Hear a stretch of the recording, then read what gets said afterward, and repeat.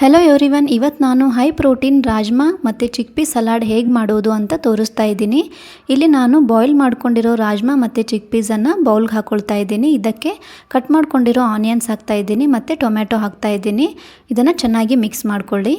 ಇದಕ್ಕೆ 1/2 spoon jeera powder, ಸ್ವಲ್ಪ dhania powder, garam masala, pepper powder, salt, chaat masala, ಸ್ವಲ್ಪ ಲೆಮನ್ ಜ್ಯೂಸನ್ನು ಹಾಕಿ ಚೆನ್ನಾಗಿ ಮಿಕ್ಸ್ ಮಾಡ್ಕೊಳ್ಳಿ.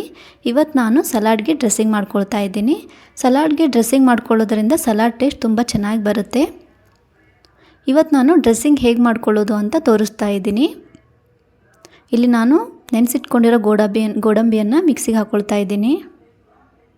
ಇದಕ್ಕೆ ಸ್ವಲ್ಪ ಮೊಸರು ಹಾಕ್ಕೊಳ್ತಾ ಇದ್ದೀನಿ. ಸ್ವಲ್ಪ ಚಿಲ್ಲಿ ಫ್ಲೇಕ್ಸು ಮತ್ತು ಕೊತ್ತಂಬರಿ ಸೊಪ್ಪನ್ನು ಹಾಕಿ ಮಿಕ್ಸಿಗೆ ಹಾಕ್ಕೊಳ್ತಾ ಇದ್ದೀನಿ. ಇಲ್ಲಿ ಡ್ರೆಸ್ಸಿಂಗ್ ರೆಡಿಯಾಗಿದೆ. ಇದನ್ನು ಸಲಾಡಲ್ಲಿ ಹಾಕಿ ಚೆನ್ನಾಗಿ ಮಿಕ್ಸ್ ಮಾಡ್ಕೊಳ್ಳಿ. ಇಲ್ಲಿ ನಮಗೆ ಸಲಾಡ್ ರೆಡಿಯಾಗಿದೆ.